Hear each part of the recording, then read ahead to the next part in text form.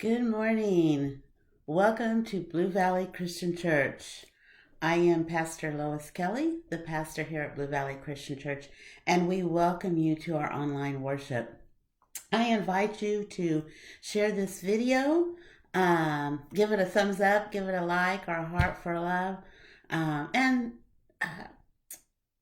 say hello in the comments. Let us know that you're here.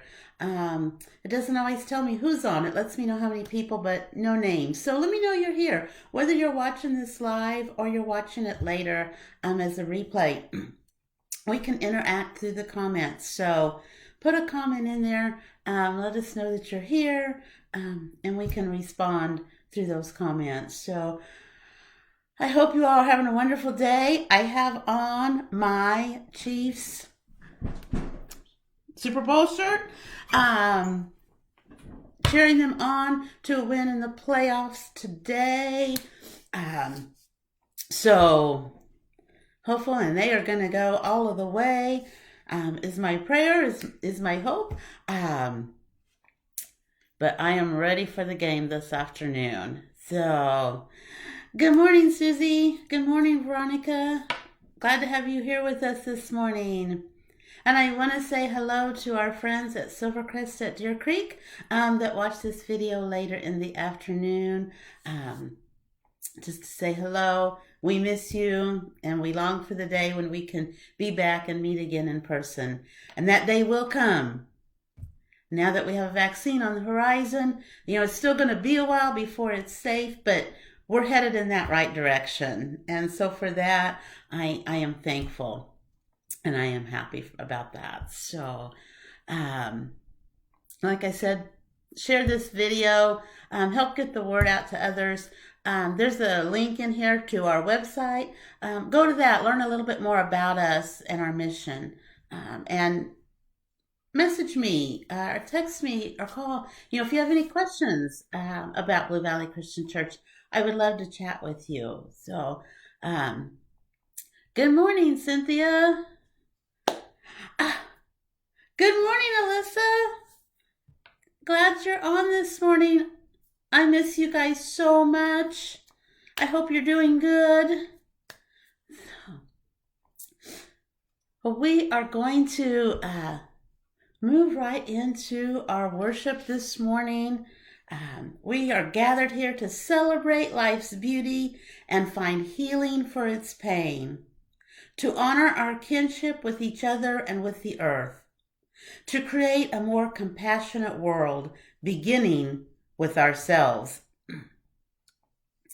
And again this week, and we may do this through Easter, I haven't quite decided, but we are going to light individual candles for prayer again. Good morning, Lena. Glad to have you with us this morning.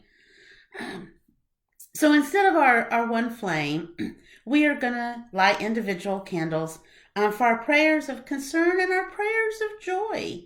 And so I invite you, if you have a prayer request, a concern, or a joy that you want to lift up, to put it in the comments and we will light a candle. But please be aware, this is a public video. These comments are public. So if you would like your prayer request to remain private, you can message those to me. You can private message through Facebook and I will get those. I've put a number in the description. You can text those prayer requests to me and I will be praying for those. Or you can just do something very generic in the comments if you would like. But if you would like that, you can go ahead and start putting those in there as we will light candles for those. And in all of our joys and all of our concerns, may we be ever mindful of the presence of the sacred among us and to see new possibilities of the now.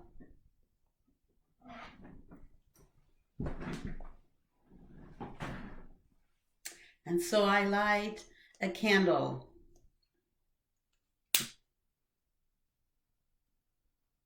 for those that are hurting today, that have something going on in their lives or in the world that is causing them pain. I lift them up.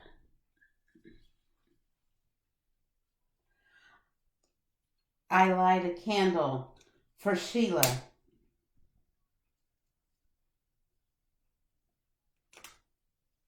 For healing.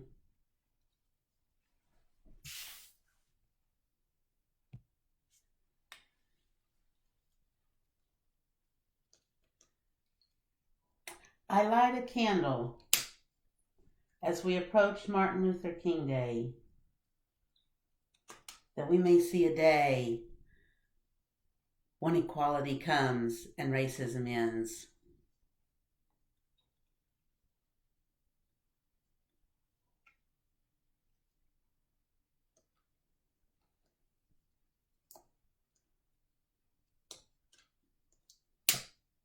I light a candle for the joys that we have in life, the joy of children and of grandchildren.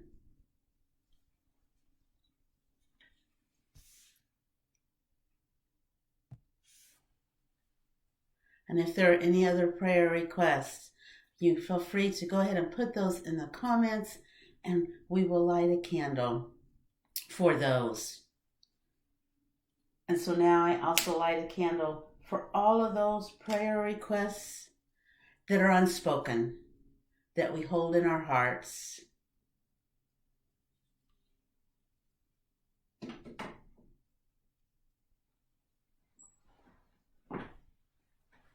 God, hear our prayers.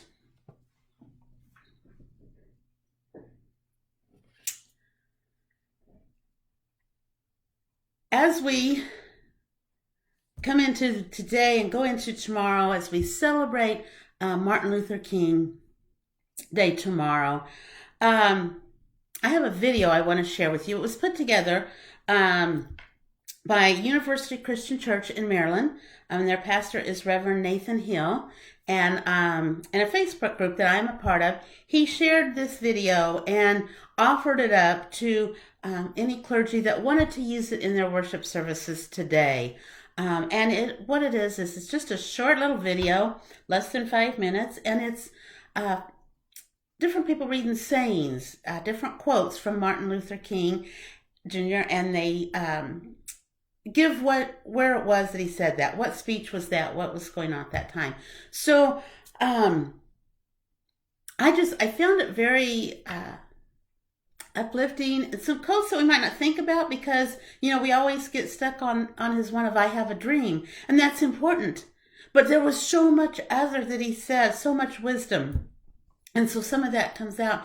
And so what I want you to do as we listen to this video, I want you to keep in mind of that as we go through the sermon, because we are going to be talking about the Beatitudes today. And we're going to kind of really talk about the first three, and we'll get to that and read that scripture. But I think a lot of this is going to tie in to those Beatitudes, just to the way of Jesus teaching us and the dream of God's world to be a world of equality. And so as we look at the lessons that Jesus taught and tie it in with some of these quotes of wisdom, we'll see it all come together. So let's just take a couple minutes here and watch this video that they have so graciously shared with us.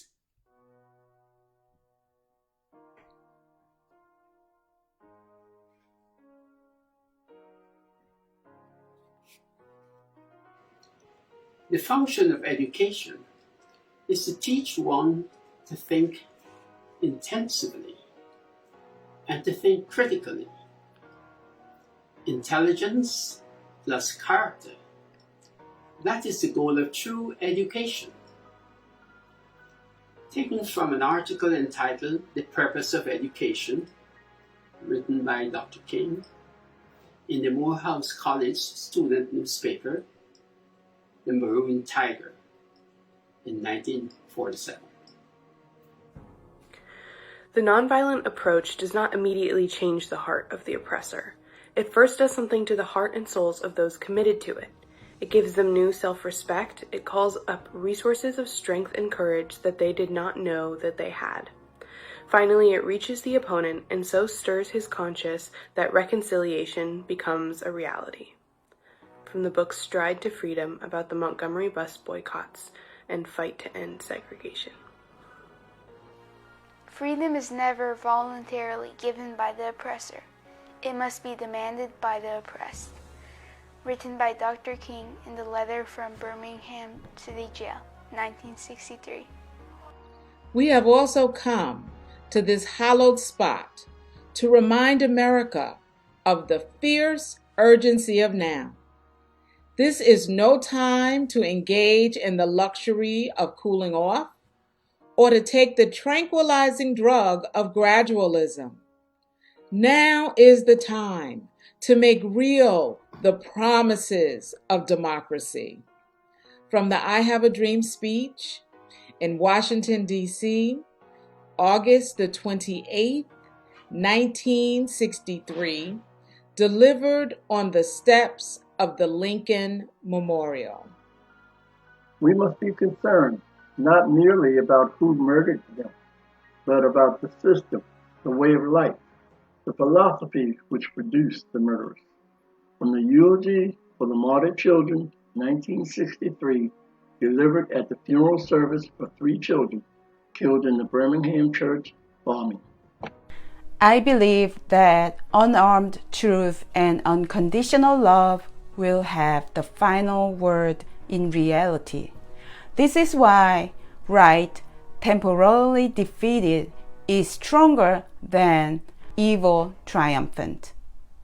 From Dr. King's Nobel Peace Prize acceptance speech, Oslo, Norway, 1964. A man dies when he refuses to stand up for that which is right. A man dies when he refuses to stand up for justice. A man dies when he refuses to take a stand for that which is true. From a sermon on March 8th, 1965. We've got some difficult days ahead, but it really doesn't matter with me now because I've been to the mountaintop. I've looked over and I've seen the promised land. I may not get there with you, but I want you to know tonight that we as a people will get to the promised land. From the I've Been to the Mountaintop speech, April 3rd, 1968, delivered in Memphis, Tennessee, before he was assassinated.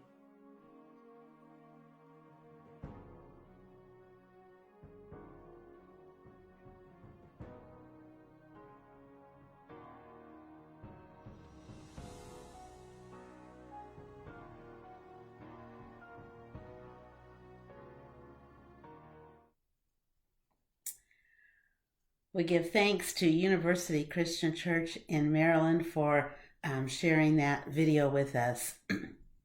As we go to our scripture passage today, in the Beatitudes, we gain a sense of the shape and character of the kingdom that Jesus comes to establish. And so let's kind of keep that in mind as we're looking at the shape and the character of the kingdom that Jesus comes to establish, that we see here in this whole Sermon on the Mount, which we will look at the rest of these throughout the coming weeks. But for today, we're going to look at the Beatitudes, and they are in Matthew chapter 5. We're going to start with verse 2 and go through verse 10. Jesus began to teach them, and he said, "Blessed are the spiritually poor, the kingdom of heaven is theirs. Blessed are those who mourn, they will be comforted. Blessed are the meek and gentle, they will inherit the earth. Blessed are those who hunger and thirst for righteousness, they will be filled. Blessed are the merciful, they will be shown mercy. Blessed are those who are pure in heart, they will see God. Blessed are the peacemakers, they will be called children of God. Blessed are those who are persecuted because of righteousness. The kingdom of heaven is theirs." So let's look at that first one that we read. Bless those that are poor in spirit, or they say some that are spiritually poor. And it just kind of means to say that someone is poor in spirit means someone who operates with a sense of humility. Okay?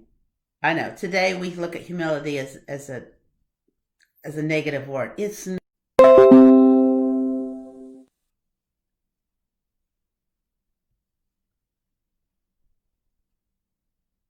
Okay. It looks like we are back. I hope so. I'm sorry about that. For some reason my router just shut down and it started back up. So hopefully we'll be good. Let me kind of start this back again. We're looking at the Beatitude, the first one there of the poor in spirit. And we talked about that as somebody with a sense of humility. It's somebody that can see that they are a part of a system where they are beneficiaries of help, and also a system that says that they are to pay it forward and to help others as they can. They're blessed because they have this vision to see what many do not. And it's a vision that causes them to act. So it's a vision that says, I know what I have, I know what I received, and I can pass this on. I can share this with others. And I like how we're kind of, I use a lot of different resources as I put these sermons together, but one of my main ones that I'm looking at is I'm using this book here by Amy Jill Levine, and it's called The Sermon on the Mount, and I am using her book. And I like how she puts this. So the way she kind of explains what this means is that someone who is poor in spirit is someone who is aware of their privileges. And because they're aware, they work to help others who do not have the same benefit. I think, that's an important lesson for us today. So it's someone who is aware of what they have and wants to help others have that as well. That's the big thing, because when we look at our system that is failing us, our system that is wrong, our system that's full of systemic racism, a lot of times what happens when people don't truly understand that privilege and what that is, they have a wrong idea. They think it means I have to give up something. I have to lose something in order for somebody else to have it. That's not it. It's a sharing. It's I have this privilege and I know somebody else doesn't. How can I help them have this same privilege that I have? And once they have it, I will also still have it. We will be equal. We will have the same privileges. And that's it. That's what it is. It's helping others to have what we also have. And so we need to examine ourselves and discover the privileges that we have, and then work towards helping others receive those same benefits or privileges. Now, we have some privileges that we know we have that others don't. Some of us have the privilege or the benefit of health care, just a lot of things, but we also have some that we're not totally aware of. But those that don't have that privilege or that benefit, they are aware. They're very aware of that. And so as we really seek to understand and examine and look at what we have, how can we share that with others? Because I think that's what Jesus is saying here. He's saying those type of people, those people with humility, those people that see that, those people that are poor in spirit. And so we want that blessing. We want to be like that. We want to be the poor in spirit. We want to see what we have, and we want to see how can we share that with others so that they also have what we have. Okay? And so let's look, especially as we are coming up in, celebrating Dr. Martin Luther King Jr.'s day, and we look at, remember I said tie in this video and some of the things that he said. Let's look at that. And here's the thing. We talk a lot about white privilege. And I think sometimes when you hear the word white privilege, you might fall in a variety of categories. There's some that might be like, I wish I had some white privilege, especially for the very poor, was having a rough time. I don't have that privilege because they think of privilege as wealth, as money. That's not it. That's a different kind of privilege. That's not a white privilege. And then there's some that, just, I don't know what white privilege is. I don't understand what that means. And then there's others that have a better idea of what it is. But those that don't have white privilege, they know exactly what it is. And if you were to Google, what are some examples of white privilege, I think you might be a little bit surprised and amazed at what some of that really is. And once you see that, you're like, oh yeah, doesn't everybody should have that. I'm going to give you just a few. I went ahead and I Googled it. I know, a lot of differences in white privilege, but I went ahead and Googled just to see, what's out there.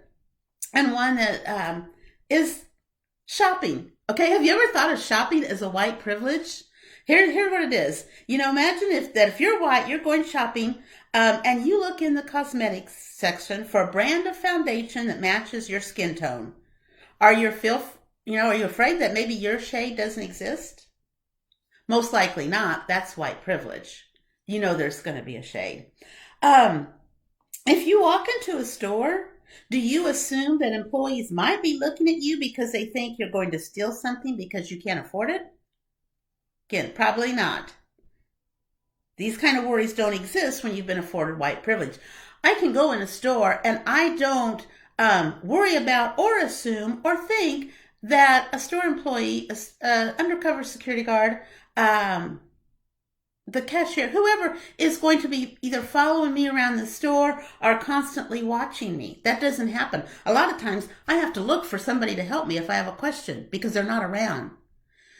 But if my skin was a different color, they're right there because they're watching and they're expecting something. And so, your hairstyle. Do you worry about your hairstyle if you're going for a job interview? Especially maybe if it says that there's certain hairstyles that are unacceptable in the workplace, such as dreadlocks or braids, styles typically worn by people of color. Does any of the restrictions affect you as a white person? Probably not. And that's a white privilege. The media, the books that we have. Do you look on those and realize that there's a lot of people that look on you? Do your children have all kinds of storybooks that they can read and identify with because the people in those books look like them? They have the same color skin. That's a white privilege. Law enforcement. If you're driving around in a wealthy, predominantly white neighborhood, do you fear that you might be pulled over for questioning because your skin color is deemed threatening or out of place? If you're white, this fear doesn't apply to you. So these are some of the things, just a few of the ideas. And I mean, there's so many more that we could just go on. And that's what white privilege is. And so how do we help others have that same privilege that we as white people have? That's what we are to work on. That's what it's talking about. And so when we work to get rid of systemic racism, when we work to educate and teach, that's what we're talking about. We're not talking about taking something from one person and giving it to another. We're saying this person has this and this person deserves it too, and we want both of them to have it. That's what that means. So how do we recognize that? How do we work towards that? The next beatitude, and I said we're just going to go through a couple of them here. We're not going to go through all of those. I'm hoping that as we examine these will give you an idea how you can go through and examine the rest of them on your own. But the other attitude is, blessed are those who mourn. And you might think about that. Okay, we don't really like the process of mourning, the process of grief. It hurts.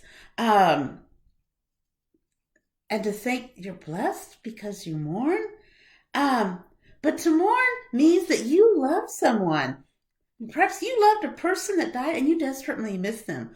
A heart that mourns knows how to grieve is a heart that knows how to love.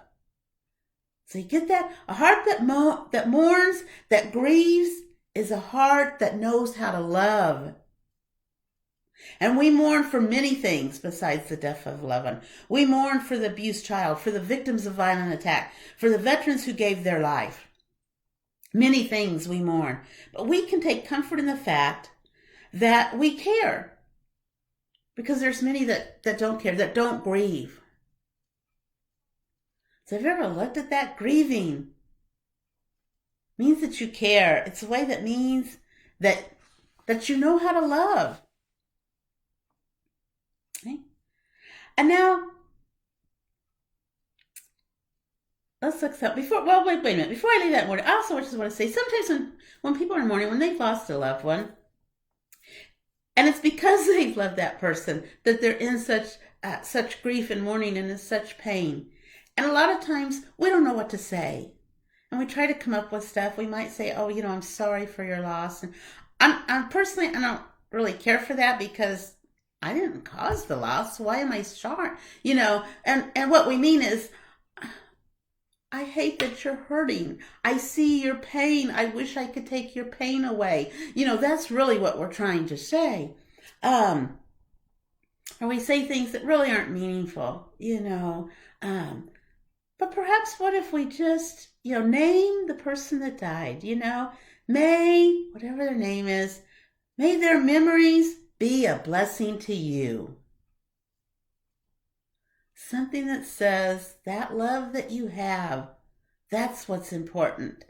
The memories that you have. Now we're going to look at blessed are the meek. Here again, this kind of goes along with the humility. The meek in our society is not considered a good thing. But the true meaning of meek is a good thing.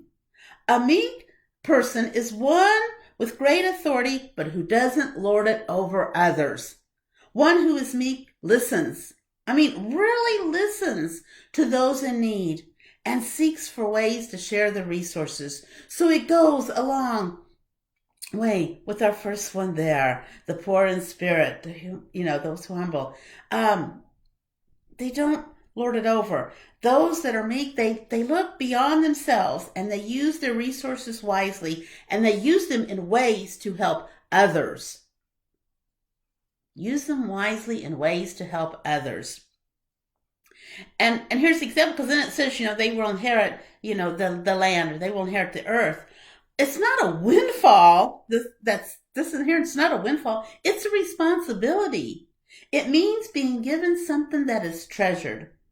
And we are to be good stewards of that legacy. If we inherit the land and use it entirely for our own benefit, we're not being responsible and good stewards, because we won't have a land to pass on to others. Okay? It's being responsible with that. And how can that resource, how can that treasure be shared with others? Those are the things that we look for. I want to end this. I'm sorry, I got a little wordy today, but I do want to end this on the last paragraph in this chapter on the Beatitudes from Amy Jo Levine's book, because I love how she sums this up, and I think it's important. But she says, we can leave the Beatitudes with the phrase, blessed are, ringing in our ears. We could attempt to recite all 9, but perhaps the better exercise is to continue the pattern and develop our own. Blessed are those who care for broken bodies, our lonely children. Blessed are those who sit by the dying at night. Blessed are those who can sing of God asking, whom shall I send? And they respond, it is I, Lord. I have heard you calling in the night. The path is narrow and the journey hard, but the blessings are found in every step forward. Amen. As we come to our time of offerings, our offerings for the work of ministry in the city and beyond, and our gifts of bread and wine that we are going to receive. I invite you, if you would like to support the ministries here at Blue Valley Christian Church, to help us in our pioneering journey of ministering to and with senior adults living in community. I invite you, you can use the app Give Life, or you can go to our website and donate on the donation link there. We have a link that says donate. Just click on that link. And also you can still mail us checks. Our address is on our website. And so I invite you to do that to help us continue our work. But God of splendor, your goodness sustains us, and your graciousness gives us hope. May we in these gifts of bread, wine, and money be used to further your way of love, hope, and justice. As we go into our time of communion, I invite you for whatever elements you might have present to use those for your communion this morning. If you don't have anything to eat or drink for your communion, that's okay. We do a virtual communion. That's what I will be doing this morning. I will be reflecting on what taking communion means to me, and what it means to me when we are gathered together and I walk forward with all of you and partake of that communion, and look forward to the day when that can happen again. When Jesus sat at tables and broke bread with tax collectors, lawyers, rich elites, and poor peasants, he proclaimed that God's gracious love and abiding presence knows no bounds. Through these occasions of sharing food, women and men experienced God and shared in God's kingdom where all are welcome, worthy, and invited. Lives are transformed and empowered, and the fruits of God's gentle justice bloom throughout all creation. All people, including each of us, are invited to share in this sacred meal of celebration and be strengthened by the presence of God in this place.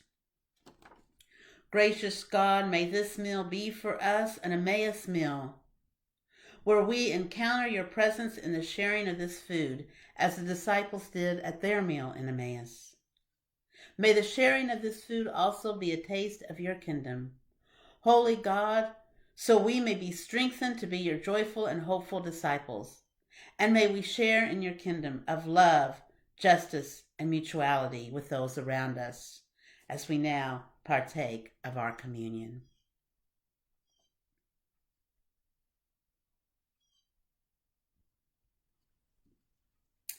The presence of God reaches beyond this place, and together may we walk the path of justice, speak the words of love, live the selfless deed, tread gently upon the earth, and fill the earth with compassion. Amen. I hope you all have a wonderful day. And just kind of looking at the comments here. Oh, you got it, Kathy. We will also be praying for your brother, Ron. I hope you all have a wonderful day. I hope you are cheering on our Chiefs from wherever you are. Cheer them on to a win today. Enjoy the rest of your day. We will see you here again next week at 9:30 as we continue messages on the Sermon of the Mountain. Thank you. Have a great afternoon.